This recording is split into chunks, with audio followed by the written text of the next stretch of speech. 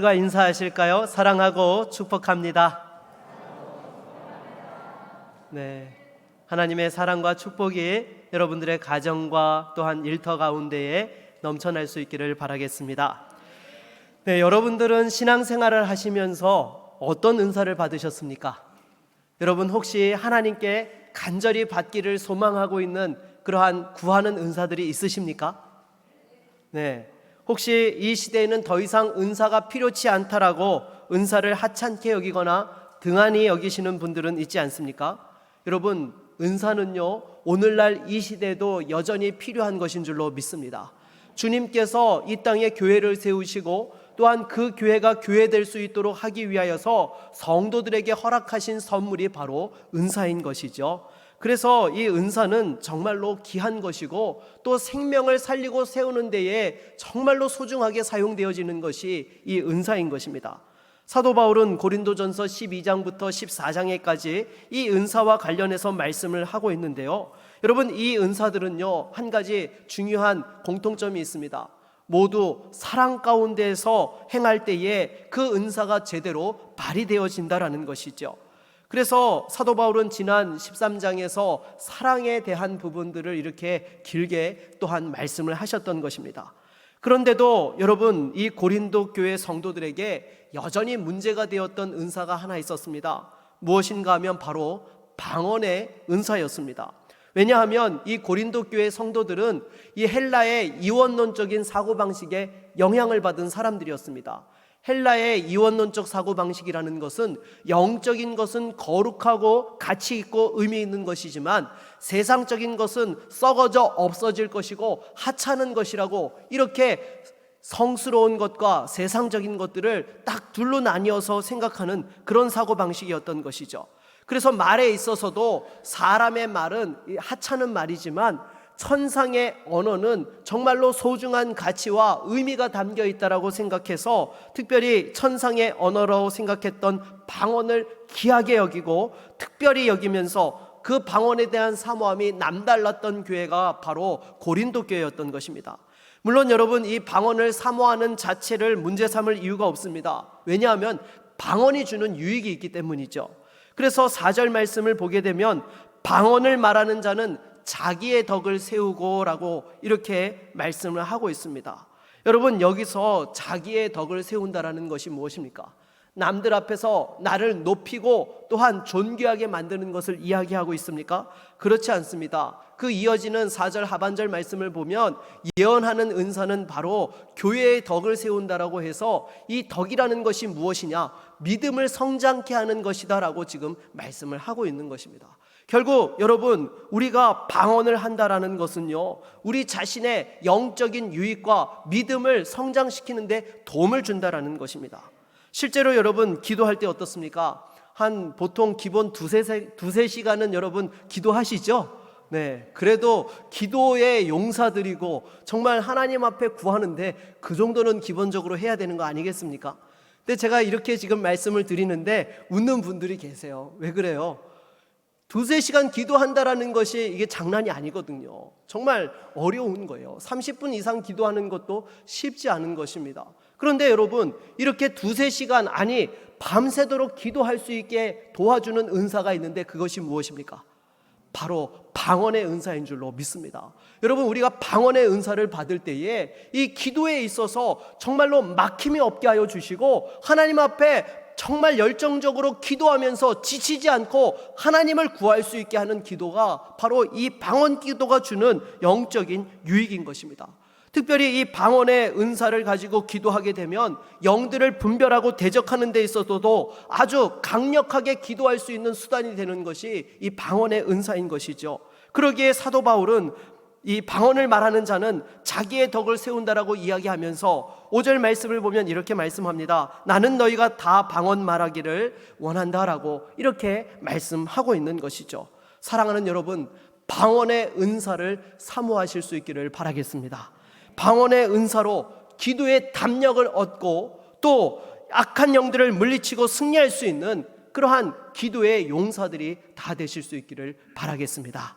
그러면 오늘은 이제 이 고린도전서 14장 전체를 같이 살펴보려고 하는데요, 이 방언과 관련하여서 또 우리가 기본적으로 은사에 대해서 가져야 될 태도가 무엇인지를 함께 생각해 보도록 하겠습니다. 먼저 첫 번째로 신령한 은사들을 끊임없이 사모하는 성도님들이 되시기를 바라겠습니다. 우리 1절 말씀을 같이 한번 읽어보겠습니다. 1절입니다. 사랑을 추구하며 신령한 것들을 사모하되 특별히 예언을 하려고 하라. 아멘. 여러분, 우리가 은사에 대해서 가져야 될 첫 번째 태도가 무엇입니까? 신령한 은사들을 끊임없이 사모해야 되는 것입니다. 물론 우리가 앞서 살펴보았던 13장에서 아무리 신령하고 강력한 은사가 있더라도 무엇이 없으면 소용이 없다고요? 네, 사랑이 없으면 소용이 없다라고 말씀을 하고 있습니다. 이것은 은사를 자칫 아무것도 아니고 시시하게 여기게 할 수 있는 것입니다. 실제로 사랑과 비교해 보면 다른 은사들이 사랑보다 그 가치가 적은 것이 사실이에요. 그러나 성령의 다른 은사들도 그 자체로 귀하고 또한 거룩하고 유익한 것인 줄로 믿습니다. 따라서 여러분, 우리가 사랑의 은사 위에서 이 신령한 여러 은사들이 있어야 되는 것입니다. 이러한 신령한 은사들이 있을 때에 정말로 연약한 성도들을 치유하고 회복하는 데 도움을 주고 또 한 사람의 믿음이 성장할 수 있도록 도움을 주며 교회를 교회되게 할 수 있는 것이 바로 이 성령의 은사들인 것입니다. 실제로 부흥하는 교회들을 가보십시오. 여러분 어떻습니까? 항상 성령의 은혜가 넘치는 줄로 믿습니다. 성령의 은사를 사모하고 뜨겁게 신령한 것들을 구하는 그러한 믿음의 열정과 은혜가 있다라는 것이죠. 사랑하는 여러분, 다시 한번 신령한 은사들을 사모하며 주님께서 주시는 그 은사의 축복이 있기를 바라겠습니다. 그런데 우리가 이렇게 은사를 사모할 때에 조심해야 될 것이 있습니다. 무엇인가 하면 항상 사랑의 마음으로서 어떻게 하면 다른 영혼들을 섬길 수 있을지 그러한 사랑과 섬김의 동기에서 은사를 구해야 되는 것이지, 이 은사를 가지고 내가 다른 사람들보다 더 영적으로 우월함을 드러내기 위해서라든지 아니면 또한 내가 사람들에게 존귀를 받고 영광을 받기 위해서 은사를 구하는 그런 모습은 없어야 된다는 것입니다. 그래서 여러분, 만약에 은사를 구하는 데에 다른 사람들보다 내가 더 탁월함을 자랑하기 위해서 은사를 구하게 되면 어떻게 됩니까? 그 사람에게 주어지는 은사는요, 끊임없이 분란과 다툼과 또한 무질서함을 만들어내게 되는 것입니다. 하지만 여러분, 하나님께서 은사를 왜 허락해 주셨습니까? 바로 영혼들을 돌아보고 교회를 세우기 위하여 허락해 주신 줄로 믿습니다. 다시 한번 우리가 정말로 하나님 앞에서 신령한 은사를 사모하되 사랑 안에서 섬기는 마음으로 은사를 사모할 수 있기를 바라겠습니다. 두 번째로 우리에게 주시는 교훈은 질서 있게 은사를 사용해야 한다는 것입니다. 오늘 본문 27절로 28절 말씀을 다시 한번 읽어볼까요? 같이 읽겠습니다. 만일 누가 방언으로 말하거든 두 사람이나 많아야 세 사람이 차례를 따라하고 한 사람이 통역할 것이요 만일 통역하는 자가 없으면 교회에서는 잠잠하고 자기와 하나님께 말할 것이요. 아멘. 여러분, 이것이 무슨 말씀인가 하면 고린도 교회 성도들이 방언을 한다고 하면서 예배를 방해하는 그러한 모습들이 있었다라는 것입니다. 여러분, 이 앞에 지금 제가 설교를 하고 있는데요, 여러분들이 갑자기 방언의 은사를 받았다고 그 자리에서 뭐 랄랄랄라 다다다다 하면서 이 방언으로 막 큰 소리로 기도하게 되면 예배가 어떻게 되겠습니까? 혼란스러워지는 것이죠. 말씀에 집중할 수 없게 되는 것입니다. 그런데 고린도 교회의 예배 가운데 이런 모습들이 있었다라는 거예요. 그래서 사도 바울이 공예배 시에 이 통성 기도를 하고 방언 기도를 하는 부분에 있어서 질서 있게 하라라고 지금 이렇게 이야기를 하고 있는 것입니다. 실제로 제가 사역했던 한 교회에서 공예배 시에 이렇게 통성 기도를 하기만 하면 너무 큰 소리로 방언 기도를 하는 분이 계셨습니다. 그래서 여러분, 물론 우리가 금요 은혜 집회라든지 다 뜨겁게 기도할 때는 어때요? 그럴 때는 뜨겁게 기도해도 상관없습니다. 여러분, 뭐 다른 분들도 다 소리 질러서 기도하고 있는데 방언으로 기도할 수 있는 것이죠. 그런데 다른 사람들이 우리가 통성 기도를 하더라도 조용히 기도할 때가 있잖아요. 크게 부르짖지 않고 이렇게 조근조근하게 그렇게 통성 기도를 하는 자리에서는 어떻게 해야 됩니까? 그 옆에 있는 분들을 배려하면서 기도해야 된다는 거예요. 그런데 그렇지 않고 그 자리에서 내가 은사를 받았으니까 나 혼자만 은혜 받고자 그렇게 정말 방언으로 기도를 하면 주변에 또한 본의 아니게 이 여러 가지 불이익을 다른 사람들을 어렵게 하는 상황들이 발생을 하는 것이죠. 그래서 제가 섬겼던 교회 한 분이요, 이 주일 예배 때 이렇게 설교하고 나서 또한 말씀을 의지해서 기도할 때 뭐 이런 시간들 속에서요, 또 너무 크게 막 방언으로 기도를 하니까요, 점점 그분 옆에 성도들이 사라지기 시작했습니다. 한 분, 두 분, 세 분 그 옆에서 자리를 옮겨서 최대한 멀리 이동해가는 그런 역사들이 일어나면서 이분들이 마치 교회 예배당의 좌석을 이렇게 홍해 가르듯이 가르는 역사를 행하셨던 것이죠.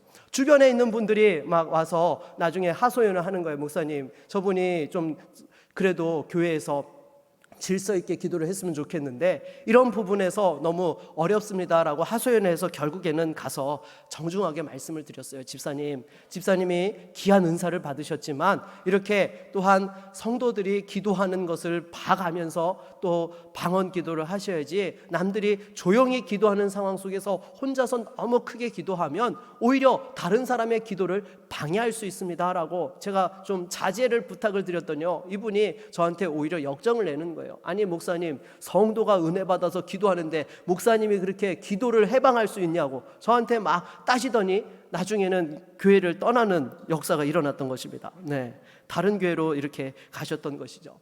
근데 고린도 교회에서 그러한 일들이 있었던 거예요. 그래서 사도 바울이 방언 기도가 정말로 귀한 은사고 개인의 영적인 유익을 가져오는 것이지만 그럼에도 공예배의 시에는 질서를 따라서 해야 된다라고 이야기를 한 것입니다. 그래서 어떻게 하라고 해요? 순서를 정해서 방언 기도를 하라는 거예요. 여기저기서 하지 말고 순서를 정해서 하고, 또한 통역하는 자가 있을 때에만 방언을 하라라고 그렇게 사도 바울이 고린도 교회 성도들에게 권면을 했던 것입니다.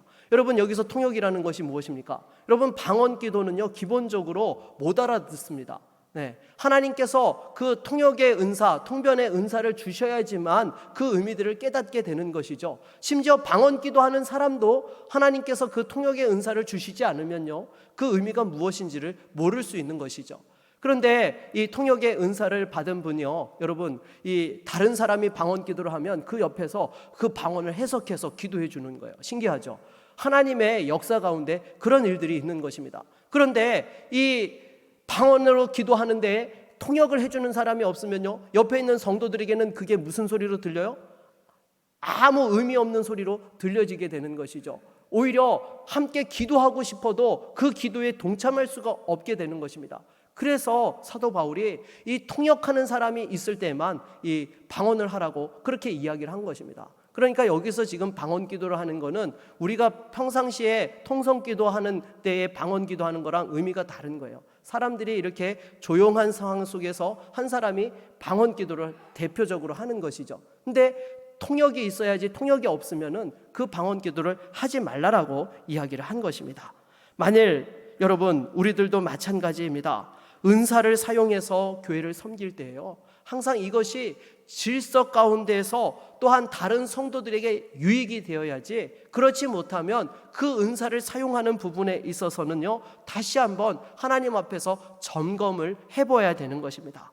그래서 오늘 본문 33절에도 보게 되면 무엇이라고 말씀합니까? 우리 같이 한번 읽어볼까요? 하나님은 무질서의 하나님이 아니시오 오직 화평의 하나님이시니라. 아멘. 여러분, 다시 한번 질서를 따라서 은사로 섬길 수 있는 저와 여러분 모두가 될 수 있기를 바라겠습니다.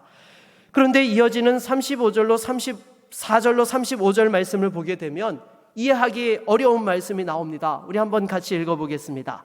여자는 교회에서 잠잠하라. 그들에게는 말하는 것을 허락함이 없나니 율법에 이른 것 같이 오직 복종할 것이요, 만일 무엇을 배우려거든 집에서 자기 남편에게 물을지니 여자가 교회에서 말하는 것은 부끄러운 것이라. 아멘. 여러분, 솔직히 이 말씀을 들을 때 우리 여자분들 마음이 어떠세요? 아, 정말 그렇구나. 고개가 절로 끄덕끄덕여지면서 이 말씀이 이렇게 마음에 와닿으시나요? 네, 뭐 대놓고 아니라고 지금 얘기를 하시는데요. 네, 어떻게 보면은 정말 사도 바울이 성령의 감동으로 기록한 성경이 맞나라고 생각되어질 정도로 어떻게 이렇게 이야기를 할 수 있나라고 이러한 생각이 들 수 있습니다. 그래서 솔직히 이 말씀은요, 교회 역사 가운데서 잘못 이해되어지고 해석되어진 경우들이 너무나 많습니다. 이 본문은 그냥 여자들이 교회 안에서 조용해야 된다라고 이야기하는 것이 핵심이 아니죠. 지금 우리가 살펴보고 있는 이 본문의 맥락이 무엇입니까? 예배 가운데에 행해지는 은사에 대해서 말씀을 하고 있는 거예요.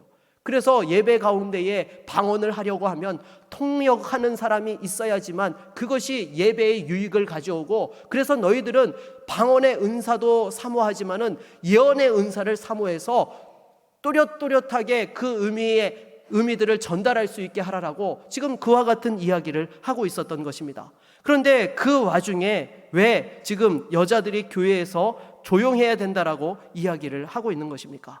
당시에 여러분, 이 여자들의 그러한 위치에 대해서 생각할 필요가 있습니다. 무엇인가 하면 이 초대교회 당시에 이 로마 사회에서는 여자들이요, 이렇게 오늘날과 같이 남녀 평등으로 존중받는 사회가 아니었습니다. 여자에 대해서는 물건과 같이 취급되었던 것이죠. 죄송합니다. 네, 제가 그런 게 아니에요, 여러분. 이 로마 시대의 이 문화적 분위기 자체가 여자들을 물건과 같이 다루고 남편의 그러한 소유물 같이 다루었던 것이 그 시대의 모습이었던 것입니다. 그런데 여러분, 복음 안에서 예수님을 만나고 성령의 은혜를 체험하면서 이 여자분들이 교회 안에서 어떻게 되었어요? 그 하나님이 주신 정말로 복음 안에서의 남자와 여자가 동등되고 또한 함께 서로를 섬기고 세우기 위해서 지음받은 그러한 동등한 존재라는 사실을 깨닫게 된 것이죠. 게다가 여러분, 보통 교회에서 신앙생활을 할 때에 남자 성도님들이 은사를 더 많이 체험합니까? 여자 성도님들이 은사를 더 많이 체험합니까? 네, 여자 성도님들이 은사를 더 많이 체험하는 거예요. 그러다 보니까 여러분, 이 고린도 교회 은사가 넘쳐나면서 은사가 최고인 것처럼 여겨지는데 남자들보다 여자가 더 은사를 많이 받는 거예요. 그러니까 어떻게 해요? 이 여자들의 목소리가 커지기 시작한 거예요. 가정에서도 교회에서도 이렇게 여자들이 주장을 하고 또 이렇게 무엇인가 그러한 부분에 있어서 남편의 권위에 도전하고 무시하는 것과 같은 그러한 모습들이 나타났던 것입니다. 하지만 그 당시의 사회적 분위기는 어때요? 그것이 허락되어지는 사회가 아니었던 것이죠. 네. 남자가 말하면 법이라고 여겨지는 그런 시대에 있었기 때문에 이런 부분에서 무엇보다도 사도 바울이 질서를 위해서 잠잠하라고 그렇게 이야기를 한 것입니다. 기존의 질서를 깨트리지 말라라는 것이죠. 그러면 왜 35절에서 여자가 교회에서 말하는 것을 부끄럽다라고 표현한 것일까요? 당시에 여러분, 고린도에는 수많은 이방 신전들이 있었습니다. 그곳에는 여자들이 여사제로 또한 있으면서 사람들이 무엇인가 신의 뜻을 알기 위해서 찾아오면 그 여사제들이 또한 신으로부터 받은 계시를 이렇게 이야기하고 전달하는 그러한 문화들이 있었던 것입니다. 그러다 보니까 여러분, 이 교회에 처음 온 사람들이 가만 보니까 여자 성도들이 이렇게 나서서 이야기를 하고 무엇인가 이야기를 하고 있어요. 방언을 하고 있고 또 통역을 하고 있어요. 그러니까 어때요? 이 교회도 이 이방 신전과 같은 곳인가 보다라고 생각하는 그런 경향이 있었다라는 것이죠. 그런데 여러분, 결정적으로 이 이방 신전에서 여사제들의 직업이 두 가지였던 거 아시죠? 낮에는 이렇게 사제로 섬겼지만 밤에는 또한 매춘 행위를 하는 그러한 사람들이 이 이방 신전의 여사제들이었던 것입니다. 그런데 여러분, 교회에 있는 여자 성도들이 이방 신전의 여사제처럼 여겨진다는 것은 무엇입니까? 부끄러운 것이죠. 그러한 오해를 받아서는 안 되는 수치스러운 일이었던 것입니다. 그래서 여자가 말하는 것을 부끄럽게 하라, 부끄럽다라고 그렇게 표현을 했던 것입니다. 그런데 이것을 여러분, 오늘날 시대에서 문자적으로 해석을 하면 됩니까? 여러분, 이걸 문자적으로 해석하면 어떻게 되죠? 우리 교회 여전도사님들과 권사님들과 여집사님들은 다 잠잠해야 됩니다. 수요 예배에 이렇게 대표 기도 하셔서도 안 되고요. 금요 은혜 찬양 집회에 지금 우리 이혜경 전도사님 찬양 인도를 하고 있는데 이런 일 하면 안 되는 거예요. 교회에서 아무 사역도 하면 안 되죠. 구역장도 하면 안 되고 교사도 하면 안 되고, 네, 찬양팀도 하면 안 되고 찬양대도 하면 안 되고, 네, 그런 거 아니겠습니까? 와, 속으로 야, 내년에 이제 사역을 내려놓을 수 있는 명분이 생겼다, 쾌재를 부르는 분들이 혹시 계실지 모르겠는데요, 여러분 그것이 아니죠. 여러분, 이 비유적으로 해석해야 될 본문, 또 시대적 상황에 따라서 해석해야 될 본문이 있다라는 것입니다. 그러면 바울이 말씀하고 있는 핵심이 무엇입니까? 바로 하나님 말씀이 진리이고 생명이지만 그 시대의 질서와 또한 순리대로 가야지 그것을 뒤집고 혼란하게 어지럽혀서는 안 된다라는 것입니다. 물론 여러분, 하나님께서 뒤집으실 때는 어때요? 당연히 뒤집어져야 되는 것입니다. 하지만 하나님께서 그냥 두실 때에는요, 내가 먼저 나서서 그것을 뒤엎으려 해서는 안 된다라는 것이죠. 무엇보다도 질서의 하나님이심을 기억하고 교회에서도 질서를 따라 섬길 수 있는 우리 모두가 될 수 있기를 바라겠습니다. 세 번째로 우리에게 주시는 교훈은요, 모든 은사는 덕을 세워야 하는 것입니다. 우리 12절 말씀을 같이 한번 읽어볼까요? 12절입니다. 그러므로 너희도 영적인 것을 사모하는 자인즉 교회의 덕을 세우기 위하여 그것이 풍성하기를 구하라. 아멘. 여러분, 여기서 그것은 바로 예언의 은사를 말씀하고 있는 것입니다. 왜 사도 바울은 방언의 은사를 열렬히 사모하고 있는, 사랑하고 있는 고린도 교회 성도들에게 예언의 은사를 강조한 것입니까? 이 예언의 은사에 대해서는 이전에도 말씀을 드렸지만 이것은 앞으로 일어날 미래의 일들을 이야기하는 것이 아닙니다. 하나님의 뜻이 무엇인지를 밝히 드러내어 보여주는 것이 지금 말씀하고 있는 예언의 은사죠. 오늘날로 이야기하면 이 설교가 예언의 은사에 해당하는 것입니다. 그런데 초대교회 당시에는요, 여러분, 신약 성경이 완성되지 않았기 때문에 하나님께서 성도들에게 그러한 말씀의 계시를 주셔서 말씀케 하시는 그런 일들이 있었던 것이죠. 그래서 사도 바울이 무엇보다도 이 방언의 은사로 지금 교회를 어지럽히지 말고 예언의 은사를 통하여서 하나님의 뜻을 분별하고 그 가운데 믿음을 견고하게 세우는 것이 유익하다라고 해서 지금 이와 같이 말씀을 하고 있는 것입니다. 결국 여러분, 이 사도 바울이 예언의 은사를 강조한 것은요, 이 은사를 통하여 덕을 세워야 된다라는 것을 말씀을 하고 있는 것입니다.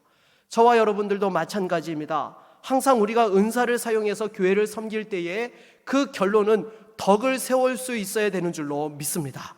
다른 말로 하면 사랑 가운데에서 은사를 사용하게 되면 그것의 열매가 무엇이냐? 덕을 세우는 일들이 나타나게 된다라는 거예요. 그래서 은사를 통해서 덕을 세우지 못하면 아무 소용이 없습니다.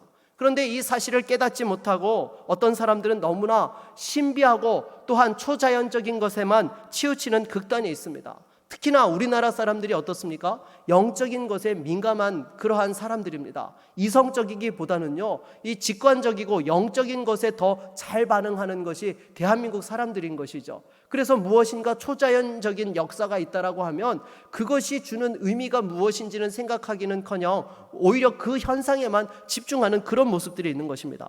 제가 초등학교 때에 유리겔라라는 사람이 이렇게 TV에 나와가지고 숟가락을 마음대로 접었다 폈다 하는 것을 보여준 적이 있습니다. 아마 그걸 보신 분들은 기억을 하실 거예요. 그래서 당시에 유행이 무엇이었습니까? 그 유리겔라처럼 이렇게 숟가락을 손가락 위에 올려놓고 막 집중을 해가지고 이렇게 탁 해서 구부러질 수 있느냐 없느냐, 뭐 이걸 가지고 이렇게 사람들이 열광했던 그런 적이 있었죠. 그런데 여러분, 숟가락 접히는 것이 뭐가 중요합니까? 여러분, 숟가락 접으면 어떤 일이 일어나죠?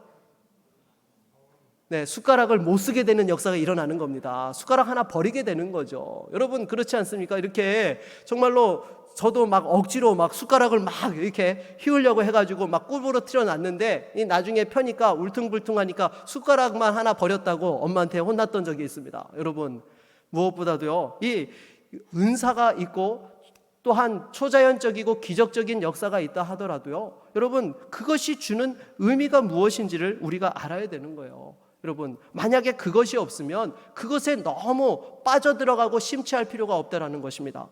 또 요가를 오래 수행하신 분들이 하는 이야기가 있죠. 요가를 오래 수행하면 어떻게 된다고요? 네, 공중부양을 할 수 있다라고 이야기를 합니다. 그래서 뭐 15cm가 떴느니 30cm가 떴느니 몇 초 동안 떴느니 뭐 이런 이야기들을 해요. 그런데 여러분, 아무리 요가를 해서 공중부양을 한다 한들 여러분, 밥 먹으려면 어떻게 돼요? 내려와야 돼요. 잠자려면 내려와야 돼요. 여러분, 떠서 밥 먹고 떠서 잘 수는 없는 거잖아요. 여러분, 결국에 내려오는 것이, 그것이 무슨 의미가 있다라는 것입니까? 여러분, 중요한 것은요, 은사를 통하여서 정말로 그 사람의 내면이 변화되어지고 또한 하나님을 더 깊이 사랑할 수 있고 하나님의 은혜 가운데 거할 수 있게 하는 것, 이것이 은사를 통하여서 나타나는 결론이어야 되는 줄로 믿습니다. 그런데 이 부분들을 우리가 놓쳐버리고 초자연적이고 기적적인 현상에만 집중하다 보면 어떠한 일들이 일어납니까? 그것을 통하여서 마귀가 또한 우리의 그 중요한 부분들을 보지 못하게 하고 마음을 훔치는 그런 일들이 일어나게 되는 것입니다. 여러분, 항상 은사의 결과는 덕을 세우는 것에 있습니다. 그래서 만일 신령한 그러한 기적적인 역사가 있다 하더라도 덕을 세우지 못한다면 그 부분에 대해서 영적인 분별을 잘 할 수 있기를 바라겠습니다.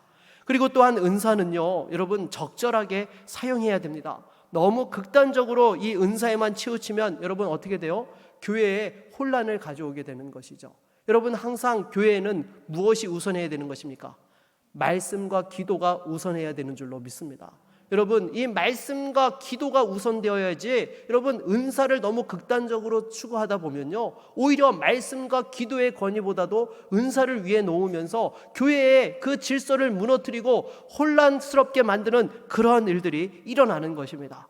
그래서 바울 사도가 40절 말씀을 보면 또한 무엇이라 말씀합니까? 우리 한번 같이 읽어볼까요? 모든 것을 품위 있게 하고 질서 있게 하라. 아멘. 여러분, 은사는 품위 있고 질서 있게 사용해야 되는 줄로 믿습니다. 말씀을 맺겠습니다. 지금 여러분들은 하나님께서 주신 은사들을 어떻게 사용하고 있습니까?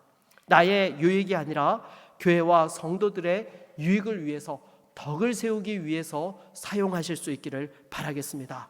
그러려면 우리 안에 또한 무엇보다 사랑의 은혜가 있어야 되고 그 사랑으로 허물을 덮어주고 섬기는 그런 사랑이 있을 때에 다시 한번 덕을 세우고 열매 맺게 되는 것이죠.